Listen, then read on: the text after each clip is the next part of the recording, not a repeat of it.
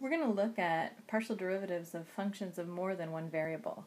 So in this example in part A, we want to find the partial derivative of f, first with respect to z, then w, then x, and then w. So put this on pause and based on what you've done in class, see if you can answer part A. Okay, so we're going to first start by finding the partial derivative of f with respect to z.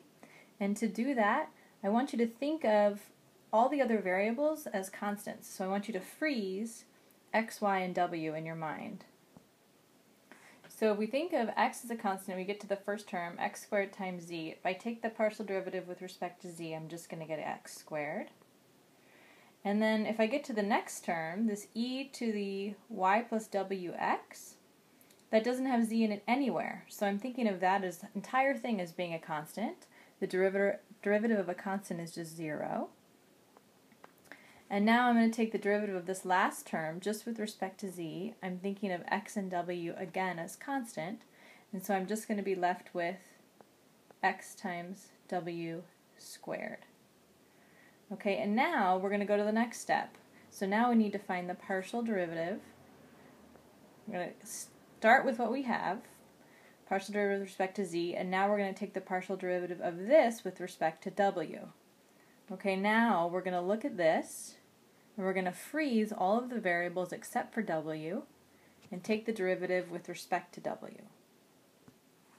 Okay, so that means the derivative of x squared, we're thinking of x as a constant, so that'll be 0.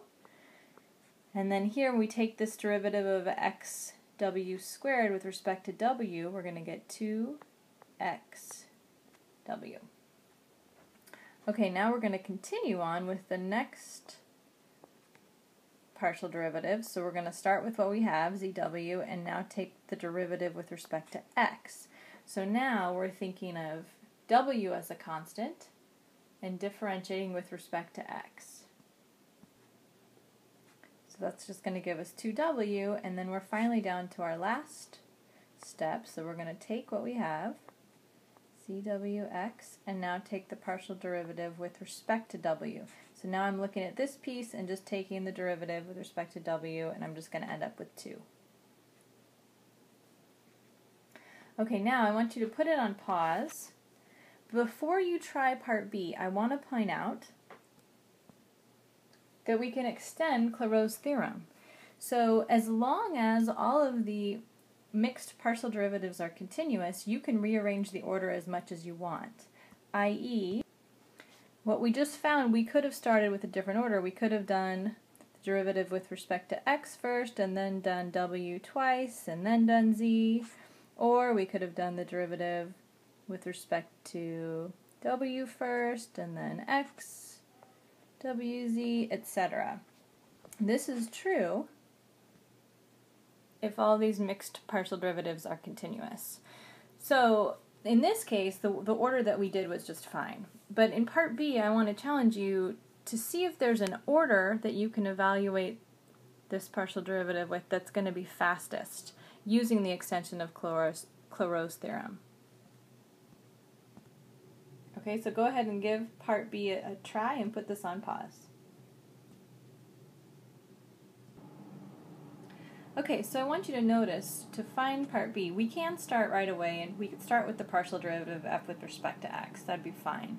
But notice that x shows up in each of the terms of our function, so we're going to have to do a lot of derivatives if we do that. Instead, let's look and see what happens if we start with taking the partial derivative with respect to y, i.e. from Clairaut's theorem we know that we can rearrange the order. So what if we start with y first, and then we can try either x or w. We could do it this way, or we could start with y first and do w then x. Let's just see which way is going to be faster. So we're starting with y because that only shows up in one term in my function, so I'm only going to have to do one derivative right there to start. So if I start with this, I'm going to freeze x and w in my mind, and when I take this partial derivative, I'm just going to get e, well, the first term, let me back up. So the first term, I'm thinking of x, z, and w all as frozen. So the first term, when I take that derivative, its derivative of a constant, it will just be 0. Second term, I'm just differentiating with respect to y, so I'm just going to end up with e to the y plus wx back. Third term, it doesn't have a y in it anywhere. I'm thinking of all of those terms as constant, so I'm getting 0. Okay, now we're going to go along. Let's see what we want to do next. So at this point, I can either differentiate with respect to x or with respect to w. So which one's going to be faster? Neither one's going to be any quicker than the other, so I'll just do x here. So now if I'm differentiating with respect to x, I'm freezing all the other variables in my mind. So I'm going to get e to the y plus wx, and then I need the derivative of what I have in the exponent with respect to x. So the derivative is just going to be w. Okay, now I need to take the derivative of this with respect to finally w. So if we look at this, I'm going to freeze everything else except for w.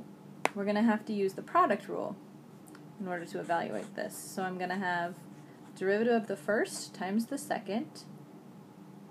So the derivative of this, we already know.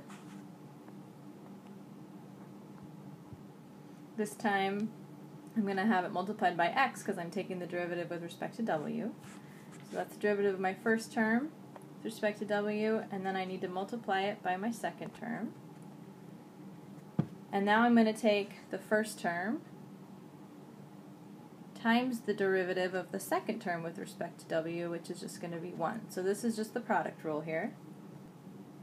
So that gives me my final answer, and you'll see you should have been able to get this even if you picked a different ordering, because these mixed partials are all continuous, so we can do them in whatever order is fastest.